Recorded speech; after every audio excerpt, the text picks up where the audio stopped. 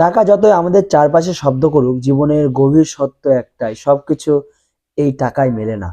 আমি বহুবার দেখেছি পাড়ার মোড়ে দাঁড়িয়ে থাকা সেই দু চোখ ভরা স্বপ্নের মানুষটাকে, যার পকেটে হয়তো খুব বেশি কিছু নেই, কিন্তু মনটা এমন শান্ত যে পাশে দাঁড়ালেই ভরসা পাওয়া যায়।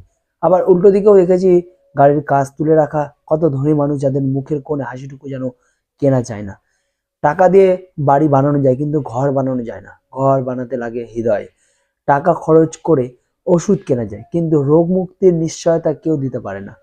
টাকা থাকলে অনেক জিনিস জোগাড় হয়, কিন্তু সত্যিকারের ভালোবাসা, ভরসা, নিরাপত্তা এসব তো মনের মধ্যে জন্মায়, বাজারে নয়।